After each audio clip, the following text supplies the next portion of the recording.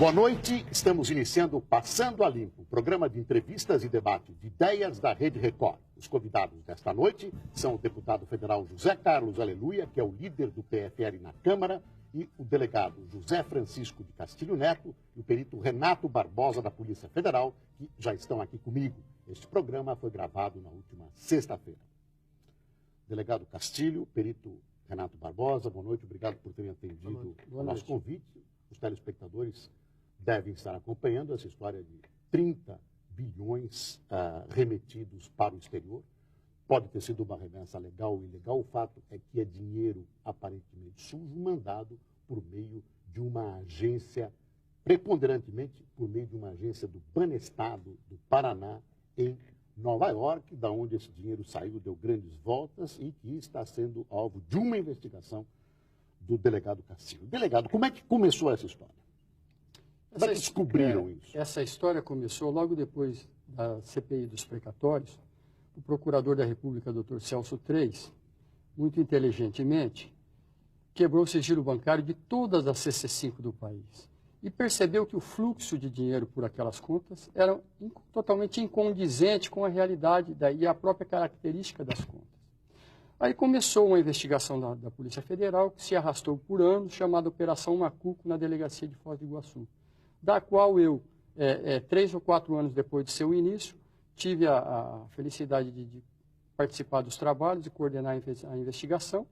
E baseado no trabalho pericial que já vinha sido realizado pelo Dr. Renato, a gente teve toda a condição de direcionar a investigação e, por sorte, rumamos para o caminho certo, fomos atrás do dinheiro e chegamos em Nova York. O senhor foi para Nova York, mas depois o governo, ainda Fernando Henrique Cardoso, trouxe o senhor de volta. Me trouxeram de volta, Por quê? Exatamente.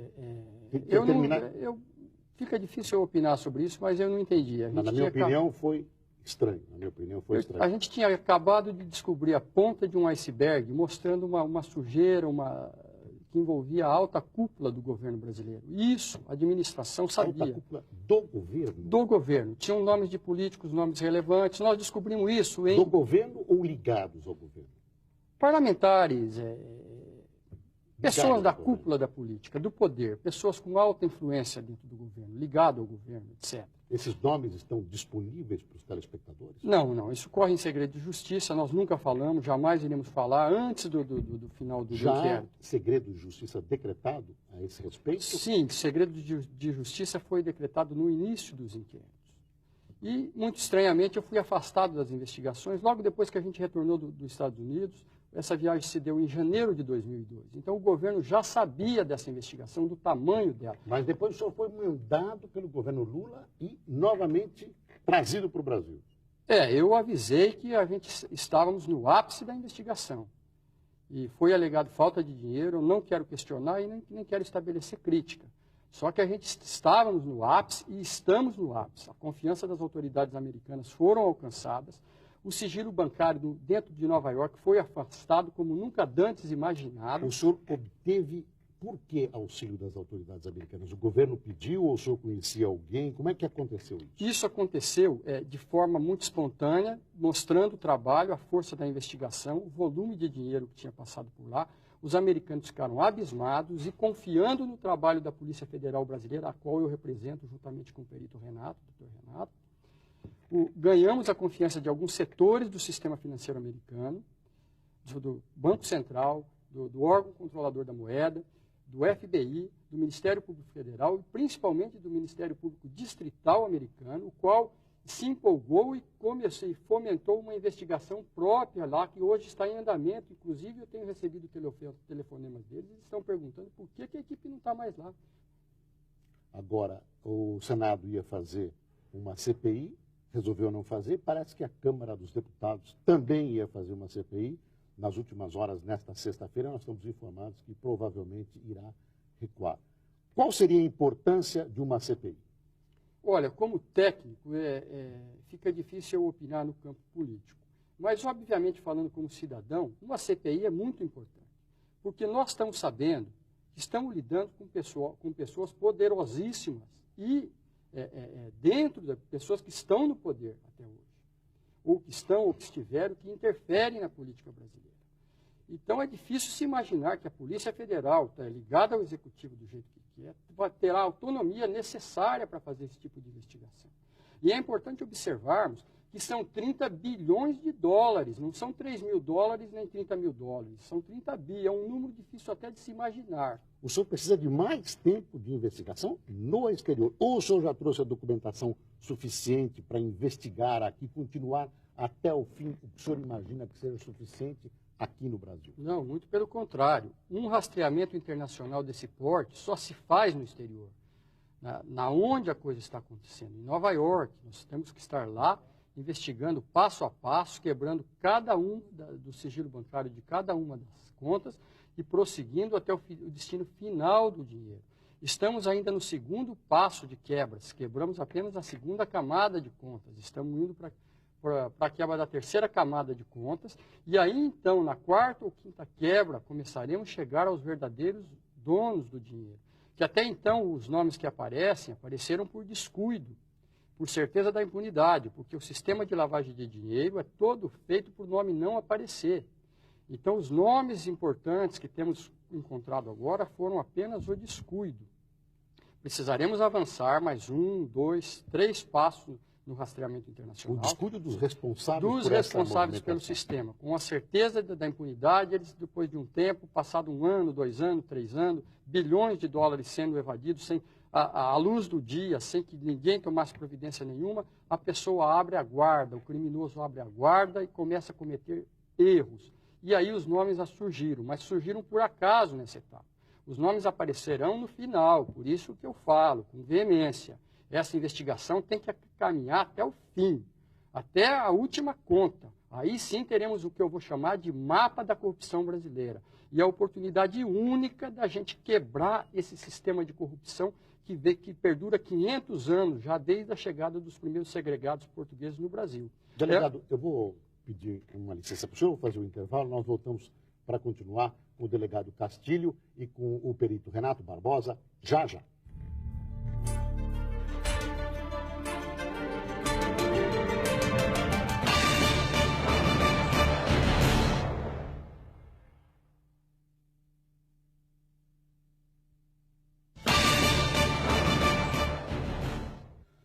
Delegado, o senhor tem tido também apoio, vocês dois, apoio do Ministério Público?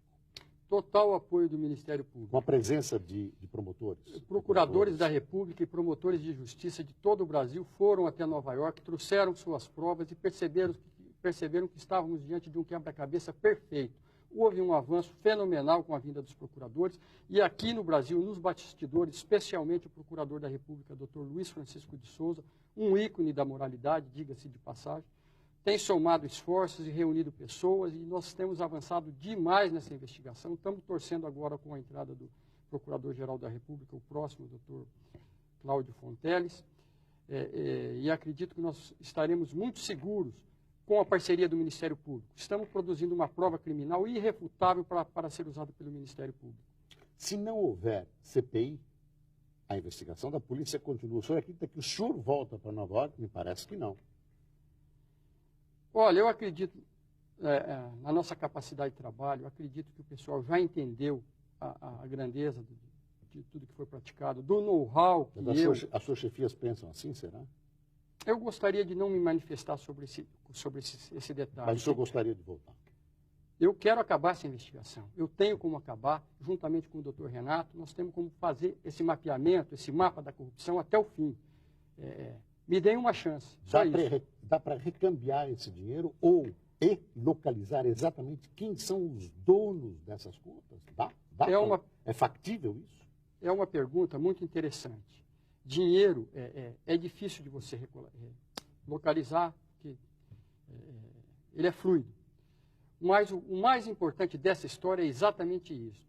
Não é importante o retorno desse dinheiro, porque 30 bilhões roubaram nesse período e continuarão roubando, e já estavam roubando antes de eu nascer. O importante neste caso é sabermos que estamos diante de uma possibilidade única de fazermos uma prova cabal contra essa banda podre da política nacional e banda podre do empresariado, para o expurgo dessa turma do cenário político nacional e para que não se roube mais. Então, se não recuperarmos esses 30 bilhões, pouca diferença faz. Entendeu? É a chance única que nós temos de fazer uma prova cabal e irrefutável. Aí o Ministério Público terá todo o prazo prescricional, que sobe além dos 10 anos, para processar e condenar essa turma. Delegado, uma das contas chama-se Tucano e a acusação que houve aí com papéis divulgados é que ela pertenceria a agente ou, enfim, seria uma conta ligada ao PSDB. E eu me imagino na seguinte situação. São pessoas inteligentes, até que estão fazendo uma manobra esperta. Não lhe soa estranho que essas pessoas teriam posto o nome de Tucano numa conta ligada ao PSDB? No início eu pensei isso também, mas as coincidências são tantas que me gera, no mínimo, a vontade de investigar isso até o fim, detalhe a detalhe, passo a passo. E é perfeitamente factível fazermos isso, e é perfeitamente, respondendo a sua pergunta, como bem colocou o doutor Renato, é perfeitamente factível a gente estabelecer todo o caminho percorrido pelo dinheiro até o seu destino final, identificarmos seus proprietários e fazermos uma prova documental irrefutável e vamos esclarecer se é só coincidência, se os nomes que aparecem lá, que coincidentemente coincidem com algumas pessoas do cenário político nacional, se é só uma coincidência. Isso a gente tem como constatar. E por que essas pessoas não teriam tomado cuidado de se manter anônimas, totalmente com biombo, se escondendo? Foi como eu disse. Essa cultura da corrupção brasileira, ela vem de longa data. A cultura da impunidade caminha paralela. Essa turma não se preocupou.